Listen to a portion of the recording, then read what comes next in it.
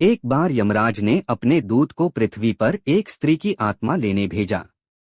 जब दूत पृथ्वी पर पहुंचा तो उसने देखा कि उस स्त्री की 3 छोटी छोटी बेटियां हैं जो रो रो कर बुरा हाल हो रखा है। घर में पति की पहले ही मृत्यु हो चुकी थी और संभालने वाला कोई नहीं था। दूत का हृदय पिघल गया और वह खाली हाथ यमराज के पास लौट आया। उसने कहा, क्षमा करें, मैं उसकी आत्मा नहीं ला पाया। आपको पता नहीं है कि नीचे क्या चल रहा है। उसके 3 छोटे बच्चे कौन संभालेगा? उस महिला के घर में कोई नहीं बचा है। मैं उन बच्चों को अकेला नहीं छोड़ सकता था। मैं आपसे अनुरोध करता हूँ कि उसे थोड़ा और समय दें ताकि उसकी बेटियां बड़ी हो जाएं और फिर उसकी आत्मा को बुला लेना। यमराज क्रोधित हो गए। उन्होंने कहा, तो अब तुम मुझसे बड़े हो गए हो, जो जीवन और मृत्यु का निर्णय करता है। तुमने सबसे बड़ा पाप किया है। तुम्हें धरती पर जाना होगा और इस सजा को भोगना होगा। जब तक तुम अपनी मूर्खता पर 3 बार नहीं हंस लो तब तक तुम वापस नहीं आ सकते। दूत अब मानव रूप में धरती पर एक शहर की सड़क किनारे फटे हाल में बैठा था। एक गांव का जूता बनाने वाला कारीगर शहर में अपने बच्चों के लिए गर्म कपड़े और कंबल लेने आया था। उसने सड़क किनारे एक गरीब आदमी को देखा जो उससे भी गरीब और फटे हाल में बैठा था। उसने सोचा, यह गरीब आदमी मुझसे भी अधिक दुखी लग रहा है। मुझे पहले इसकी मदद करनी चाहिए। उसने दूत के लिए गर्म कपड़े और कंबल खरीदे। जब उसे पता चला कि दूत के पास रहने के लिए जगह नहीं है तो उसने सोचा, चलो मेरे साथ घर चलो। कारीगर ने समझाया, भाई, मेरी पत्नी नाराज होगी क्योंकि यह पैसा बड़ी मेहनत से बचाया गया था। यह हमारे बच्चों की जरूरतों के लिए था। घर लौटने पर कारीगर की पत्नी ने अपना गुस्सा जाहिर किया। दूत जोर से हंसा। उसकी हंसी कमरे में गूंज उठी।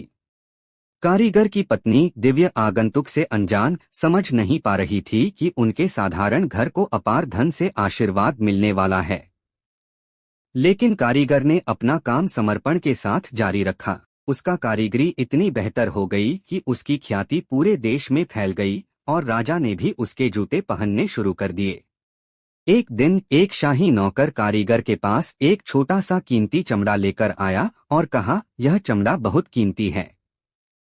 इसका सावधानी से इस्तेमाल करके राजा के लिए जूते बनाओ। दूत भाग्य को जानते हुए जूते की बजाय चप्पल बनाया, जो पारंपरिक रूप से तब पहने जाते थे जब किसी का निधन हो जाता था और उन्हें अंतिम संस्कार के लिए ले जाया जाता था।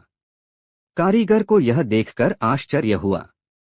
कारीगर ने दूत की ओर गौर से देखते हुए पूछा, भाई, क्या तुम्हें कोई और कारण पता है जिसकी वजह से तुमने चप्पल बनाई? दूत ने गहरी सांस ली और जोर से हंसते हुए कहा, भाई, इस बात को समझने के लिए तुम्हें थोड़ा और इंतजार करना होगा।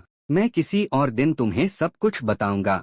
जब शाही नौकर ने चप्पल देखे तो वह गुस्से से भर गया और कारीगर को दंडित करने की तैयारी करने लगा। तभी एक और नौकर राजा के निधन की खबर लेकर आया। परंपरा के अनुसार चप्पल की आवश्यकता थी और कारीगर का काम भाग्य से बच गया। बाद में 3 युवतियां एक बुजुर्ग महिला के साथ शादी की तैयारी के लिए आईं। दूत ने उनमें उस महिला की बेटियों को पहचाना जिसकी आत्मा लेने के लिए उसे भेजा गया था। बुजुर्ग महिला ने समझाया, मैंने उनकी मां के कम उम्र में मरने के बाद उनका पालन पोषण किया। मेरे कोई बच्चे नहीं थे, इसलिए मैंने उन्हें गोद ले लिया। उस समय दूत को सच्चाई का एहसास हुआ। अगर उसने उस समय महिला की आत्मा नहीं ली होती तो ये लड़कियां गरीबी और दुखों में अपना जीवन व्यतीत करती। हालांकि उनका भाग्य हमेशा से धन में रहने और इस दयालु महिला द्वारा पाले जाने का था। दूत तीसरी बार हंसा। भाग्य के तरीकों को गहराई से समझ रहा था। कारीगर ने पूछा, अब तुम मुझे बताओगे कि तुम क्यों हंस रहे हो? दूत ने सब कुछ समझाया और कहा, मैं अपनी सजा काट रहा था।